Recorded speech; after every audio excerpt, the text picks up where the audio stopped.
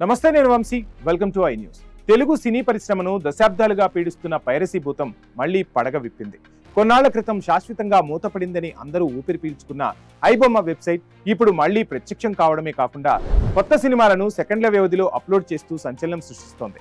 ఈ అక్రమ సామ్రాజ్యం వెనుక ఉన్న అసలు సూత్రధారి ఎవరు? జైలు నుంచి బయటకు వచ్చిన ఇమ్మడి రవికి ఈ తాజా పరిణామాలకు ఏమైనా సంబంధం ఉందా?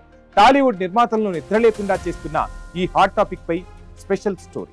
తెలుగు చిత్ర పరిశ్రమకు కంటి మీద కొనుకు లేకుండా చేస్తున్న పేరు ఐబొమ్మ. పైరసీని అరికట్టేందుకు సైబర్ క్రైమ్ పోలీసులు ఎన్ని ప్రయత్నాలు చేస్తున్నా ఈ అక్రమ వెబ్సైట్ మాత్రం ఏదో ఒక రూపంలో పుట్టుకొస్తూనే ఉంది. గతంలో ఈ సైట్ కార్యకలాపాలు నిర్వహిస్తున్నాడనే అనుమానంతో ఇమ్మడి రవి అనే వ్యక్తిని పోలీసులు అరెస్టు చేశారు. ఆయన అరెస్టుతో పైరసీ బెడద తప్పుతుందని, ఐబొమ్మ చాప్టర్ క్లోజ్ అయిందని అంతా భావించారు. దానికి తగ్గట్టుగానే అప్పట్లో సదరు వెబ్సైట్ తమ సేవలను నిలిపివేస్తున్నట్లు అధికారికంగా ఒక ప్రకటన కూడా జారీ చేసింది. కానీ ఈ ప్రశాంతత కేవలం తాత్కాలికమేనని ఇప్పుడు అర్థమవుతుంది. జైలు నుండి రవి బెయిల్పై బయటకు వచ్చిన కొద్ది రోజుల్లోనే ఐబొమ్మ వెబ్సైట్ మళ్లీ యాక్టివ్ కావడం ఇప్పుడు అనేక అనుమానాలకు దారితీస్తుంది. ప్రస్తుతం ఈ వెబ్సైట్ లో పాత చిత్రాలే కాకుండా థియేటర్లలో విడుదలైన కొన్ని గంటలకి సరికొత్త సినిమాలు హై క్వాలిటీతో ప్రత్యక్షమవుతున్నాయి. ఇది కేవలం యాదృచ్ఛికమేనా, లేక దీని వెనక పక్కా ప్రణాళిక ఉందా అన్న కోణంలో పోలీసులు ఆరాధిస్తున్నారు.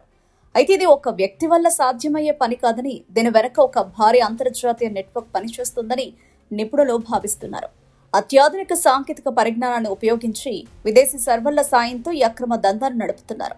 పోలీసులు ఒక డొమైన్ బ్లాక్ చేస్తే వెంటనే మరో పేరుతో కొత్త లింకులు పుట్టుకొస్తున్నాయి. టెలిగ్రామ్ వంటి యాప్ల ద్వారా ఈ లింకులను వేగంగా వ్యాప్తి చేస్తూ పైరసీ ముఠా రెచ్చిపోతుంది. ఈ పరిణామం టాలీవుడ్ నిర్మాతలకు పెద్ద అసనిబాధంలా మారింది.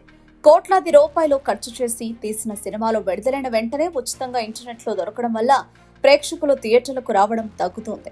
దీనివల్ల ముఖ్యంగా చిన్న సినిమాల మనుగడ ప్రశ్నార్థకంగా మారింది.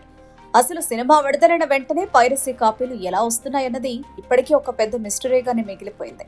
థియేటర్లలోని లోపాల వల్ల జరుగుతోందా, లేక పోస్ట్ ప్రొడక్షన్ దశలోనే లీకులు అవుతున్నాయా అనేది తేలాల్సి ఉంది. ఐబొమ్మ మూలాలను వెతికి పట్టుకుని దాన్ని శాశ్వతంగా నిర్మూలించడం ఇప్పుడు పోలీసులకు అతిపెద్ద సవాల్గా మారింది.